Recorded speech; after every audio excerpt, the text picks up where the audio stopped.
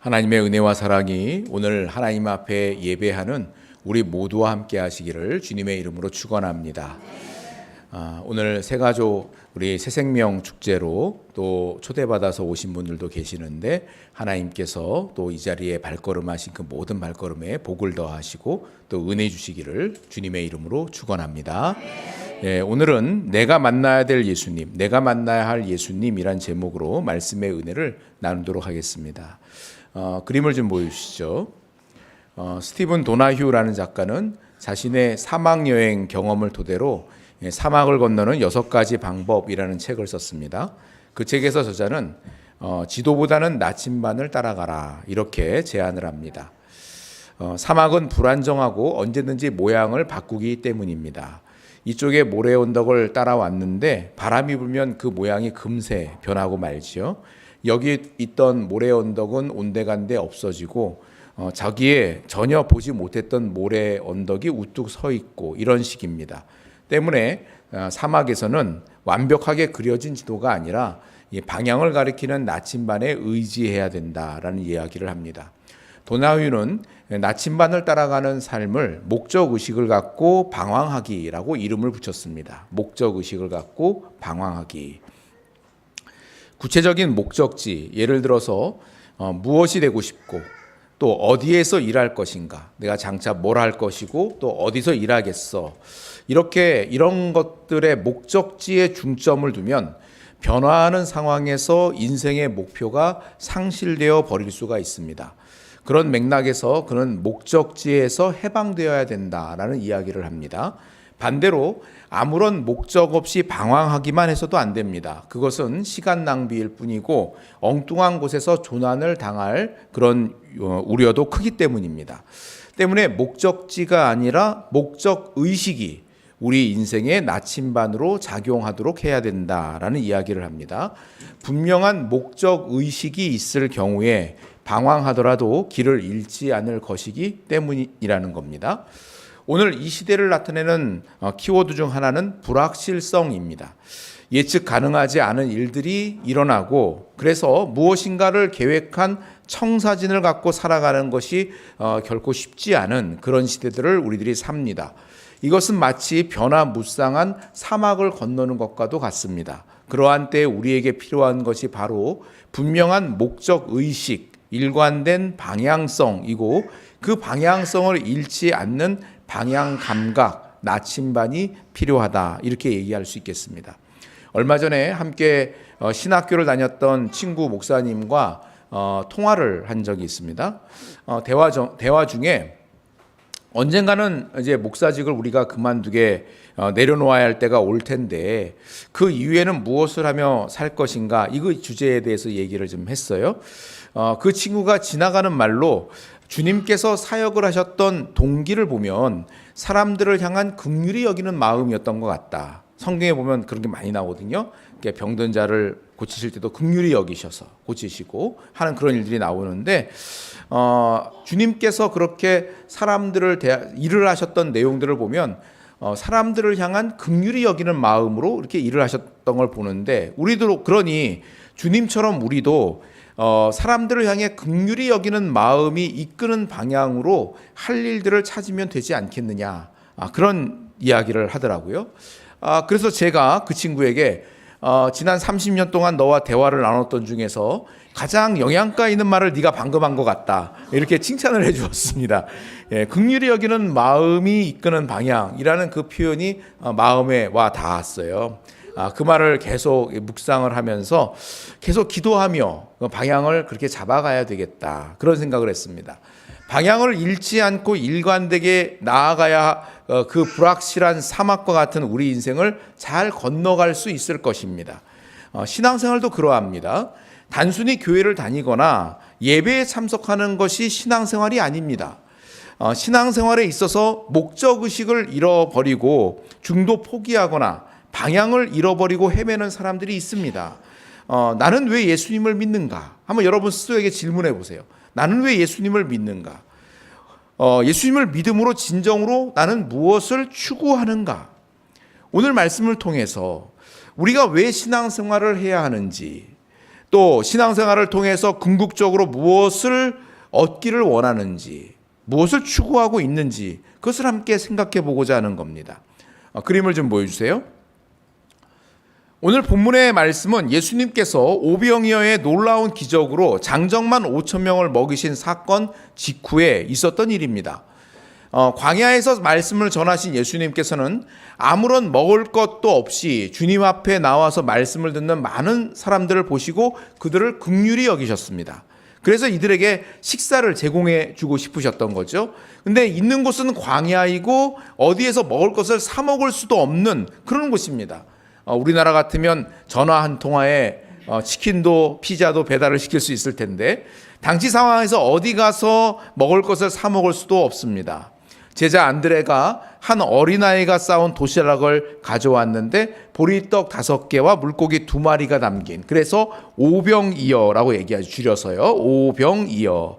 이 2마리가 담긴 그 초라한 어린이 도시락이었습니다. 화면이 커가지고 떡이 그냥 손바닥만한 것처럼 이렇게 보일 수 있는데요. 이게 어린이 도시락이라는 걸 감안하셔야 돼요. 네, 그러면 우리가 유치원 어린이들 도시락 쌀 때도 보면은 그냥 김밥 안 싸죠. 꼬마 김밥을 싸죠. 꼬마 김밥. 예, 그러니까 이 어린이 도시락이라는 걸 감안하셔야 돼요. 화면이 커가지고 야 저거면 먹을 수도 있을 것 같은데 이렇게 생각하시면 안 돼요. 네, 주님께서 이 어린이 도시락 오병이어를 받으시고 하나님께 감사 기도를 드리신 후에 제자들을 시켜서 사람들에게 나누어 주게 하셨어요. 보리떡 5개와 물고기 2마리로 장정만 5천 명이 먹었다고 하니 여자들과 어린아이들까지를 다 포함하면 훨씬 더 많은 사람들이 배불리 먹고 12광주리가 남는 기적을 경험한 겁니다. 말씀해 보니 오병이어 사건을 경험한 다음 날 일단의 사람들이 예수님을 찾아다녔다 말씀하죠. 오늘 우리가 읽은 본문이에요. 22절로 25절을 읽어보겠습니다.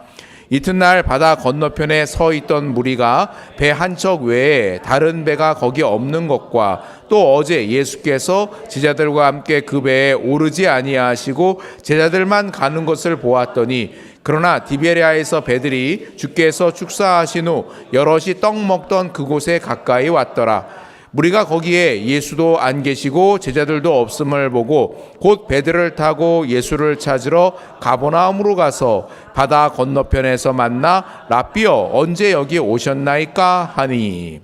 예, 그림을 좀 보여주세요. 자, 처음에 오병이어 사건이 있었던 장소는 보시는 것처럼 벳세다입니다. 주님께서 디베랴에 계시다가 벳세다에 가셔가지고 거기 광야에서 말씀을 전하시다가 오병이어의 그 표적을 보여주셨던 거예요. 자, 그래서 사람들이 그 예수님께서 어떻게 움직이시는지를 다 보고 있었습니다. 그 전날에 보니까 예수님께서 제자들만 배에 태워서 떠나보내는 걸 봤거든요. 아, 그럼 예수님 남으셨네 생각을 하고 그 다음날 아침 이 벳세다에 가서 예수님을 찾았는데 없다는 거죠. 그래서 다시 배를 타고 예수님이 아무래도 어디 계실까 생각하다가 어디로 갔다고요? 가버나움으로 갔다고요. 가버나움으로. 오늘 그걸 말씀하고 있는 겁니다.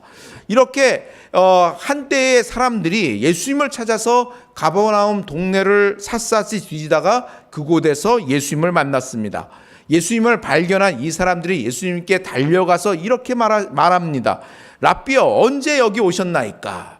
이 말을 요즘식으로 표현하면 예수님 핸드폰도 꺼놓으시고 언제 여기 오셨습니까? 뭐 이런 뜻이에요. 한 무리의 사람들이 예수님을 발견하자 너무 기뻐하면서 밝은 표정으로 예수님께 막 달려가는 것을 한번 상상해 보십시오. 그런데 의외로 예수님의 반응이 아주 냉랭했습니다. 26절을 읽어보겠습니다. 예수께서 대답하여 이르시되 내가 진실로 진실로 너희에게 이르노니 너희가 나를 찾는 것은 표적을 본 까닭이 아니요 떡을 먹고 배부른 까닭이로다. 이 사람들이 예수님을 찾는 이유가 뭐 때문에 찾는다고 주님이 말씀하세요? 떡을 먹고 배부른 까닭이다. 그래서 나를 찾는구나 말씀하시는 거예요. 예수님은 표적이라는 단어를 쓰셨어요. 너희가 나를 찾는 것은 표적을 본 까닭이 아니요 라고 말씀하시죠. 표적이란 목적과 뜻이 있는 기적을 말하는 겁니다. 오병이어라는 기적을 보이셨는데 이것을 기적이라고 하지 않고 표적이라고 합니다. 물로 포도주를 만드는 이적을 보이셨을 때에도 이것을 그냥 기적이라고 하지 않으시고 표적이라고, 요한복음에서는 명확하게 표적이라는 단어를 반복해서 씁니다. 기적은 신비한 현상 자체를 부각시키는 말이에요. 그래서 TV 프로그램 중에 와, 세상에 이런 일이 뭐 이런 거 있잖아요. 소개되는 내용들을 보면 세상에 저런 신기한 일이 있다니 뭐 그런 내용들 많이 나옵니다. 그래서 뭐 장 보는 개가 나와요. 그래서 목에다가 뭐 이렇게 돈을 넣어가지고 거기다 종이에다 뭐뭐 사올 거 써가지고 걔 목에 걸어주면 걔가 가가지고 마트에 가서 그걸 담아가지고 와요. 그렇죠? 네, 장 보는 강아지가 있다. 신기하다. 뭐 이런 식인 거죠. 오병이어를 기적이라고 보면 와, 신기하다. 어떻게 보리떡 5개와 물고기 2마리로 5,000명이나 먹었을까? 그 신비한 현상만 보는 겁니다. 그런데 이것을 기적이라고 하지 않고 표적이라고 했습니다. 표적은 신비한 현상 자체보다 그 현상이 무엇을 의미하는가, 여기에 더 관심을 두는 겁니다.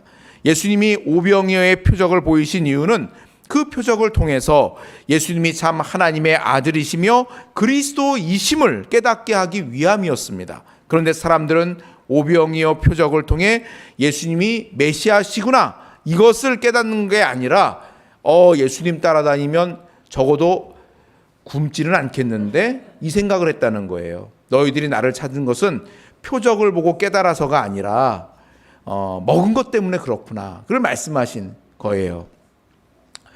예수님 따라다니면 저는 적어도 배는 굶지 않겠구나, 이 생각으로 주님을 아침부터 찾았다는 얘기입니다. 예수님은 이미 그것을 아셨기 때문에 자신에게 인사하며 반갑게 달려오는 사람들이 그렇게 별로 반갑지가 않으셨던 거죠. 우리는 여기서 이런 질문을 스스로에게 한번 해봐야 됩니다. 내가 신앙생활을 하는 이유는 무엇인가? 내가 예수님을 믿어야 하는 이유는 무엇인가? 예수님을 믿음으로 진정으로 추구하고자 하는 것은 무엇인가? 바로 이겁니다. 여러분들 왜 신앙생활을 해야 되나요? 왜 예수님을 믿어야 되나요? 여러분들은 신앙생활을 통해서 무엇을 추구하고 계시나요? 우리는 교회에 와서 여러 가지 일들을 합니다. 지금 이렇게 모여서 함께 예배를 합니다. 성경을 공부하기도 합니다. 수련회도 합니다. 레크레이션 같은 2부 순서 특별한 시간을 갖기도 합니다. 날씨가 좋으면 지난번처럼 소풍을 가기도 하고요. 체육대회를 하기도 합니다. 공식적인 모임 외에 구역이나 함께 봉사하는 사람들과 봉사를 하기도 합니다. 그 외에도 우리는 교회에 모여서 혹은 교회의 이름으로 이런저런 많은 일들을 같이 합니다. 도대체 왜 우리는 교회의 이름으로 모여서 이런 많은 일들을 하는 것입니까? 그림을 좀 보여주세요. 예전에 어느 기독교 단체에서 특별한 수련회를 개최를 했습니다.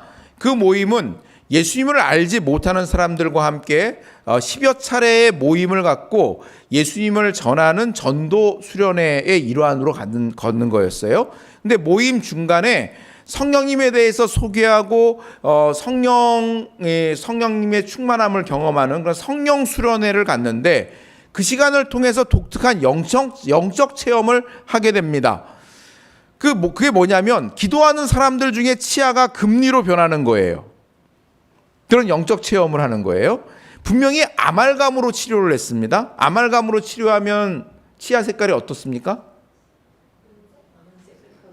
예, 검정색으로 바뀌죠. 그렇죠? 예, 검정색이에요. 근데 기도하고 났더니 그게 금리로 변했어요. 반짝반짝. 처음부터 이 단체가 이런 신비 체험을 추구한 게 아닙니다. 어떻게 하다 보니 그런 일들이 일어난 모양인데, 나중에는 일부러 치아가 금으로 변하는 것을 추구하는 수련회가 돼버렸어요.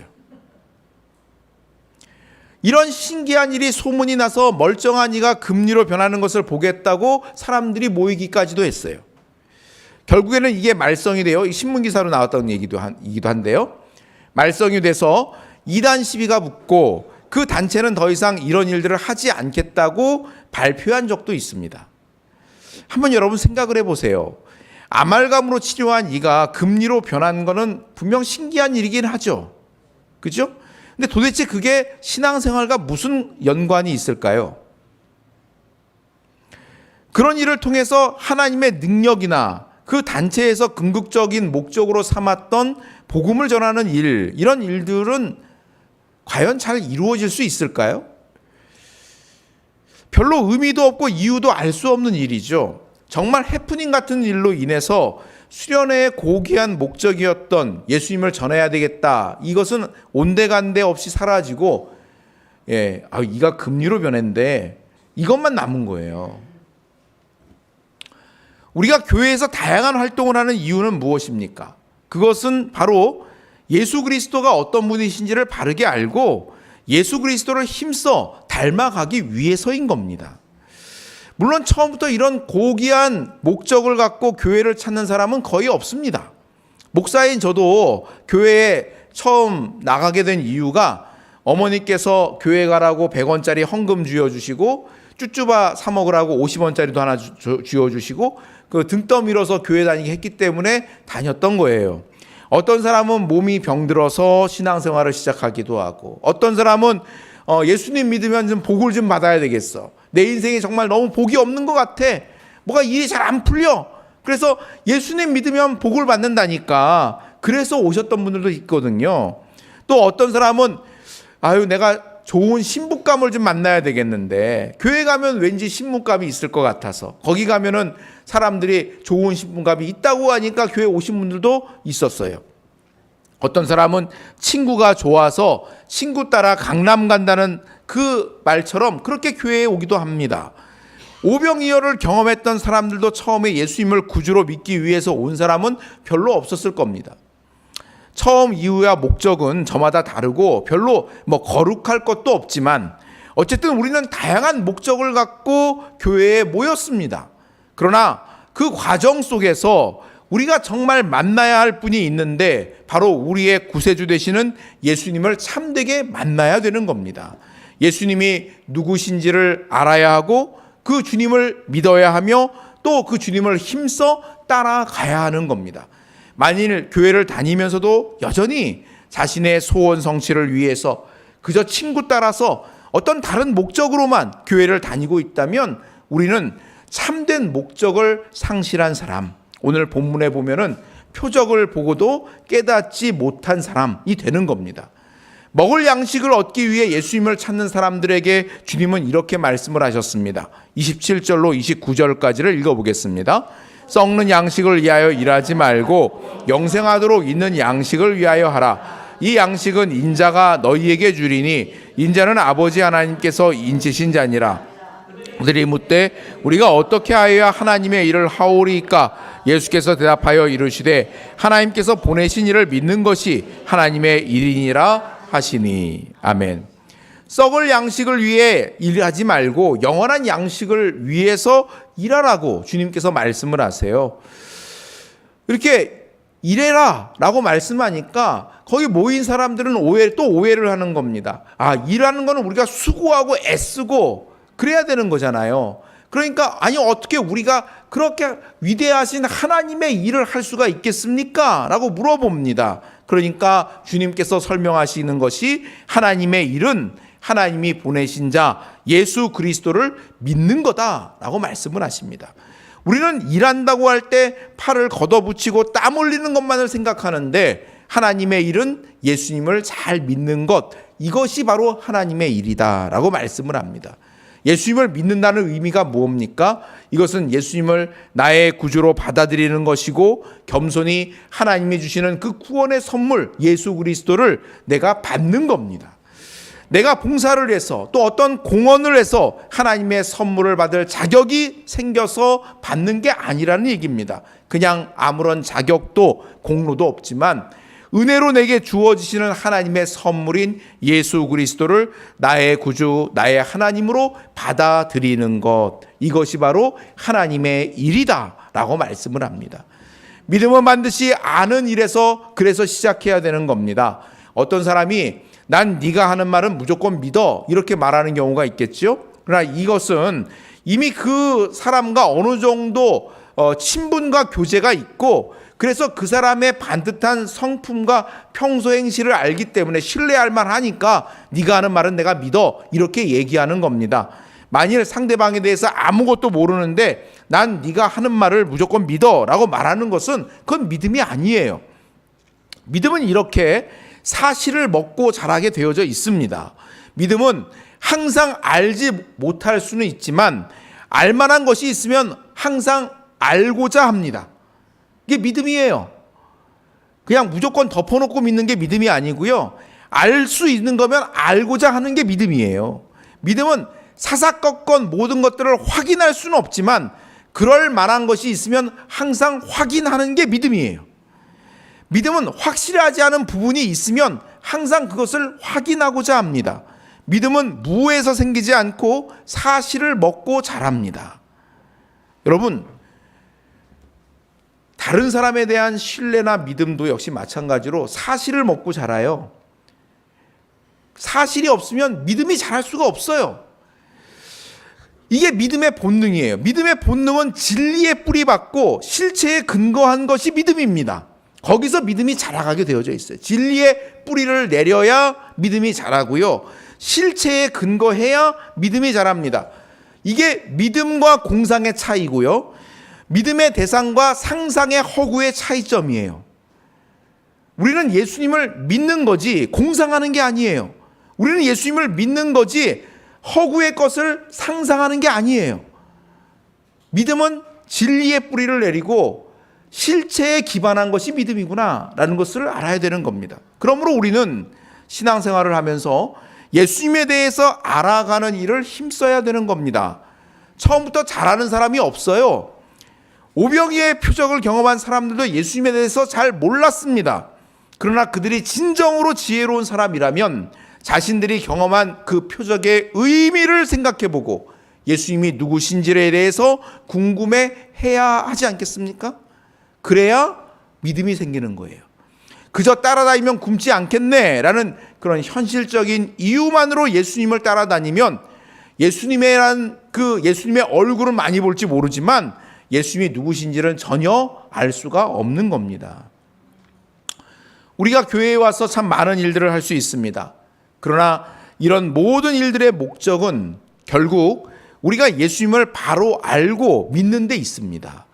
또 우리 주변의 이웃들이나 가족들이 예수님을 바로 믿도록 하는데 우리 자신이 거울 역할을 할 수가 있는 겁니다. 이게 진정한 목적인 거예요. 우리가 교회를 다니는 이유, 또 신앙생활을 해야 하는 이유는 예수님을 바르게 잘 믿고 예수님을 닮아가기 위해서인 겁니다. 만일 다른 목적으로 예를 들어서 사람을 만난다거나 직책과 직분이 있으니까 신앙생활을 한다거나 혹은 습관적으로 다니는 것이라면 그런 신앙생활은 한마디로 헛물 켜는 겁니다. 만일 예수님을 열심히 믿기를 원하고 어떻게 예수님을 닮아가야 하는지 배우기를 원하는데 교회가 그러한 일에 관심이 없다면 그런 교회는 교회가 아닌 겁니다. 하나님을 알아가면 알아갈수록 우리는 더욱 굳건한 믿음을 갖게 되고 예수 그리스도를 힘써 닮아가는 사람이 될 것입니다.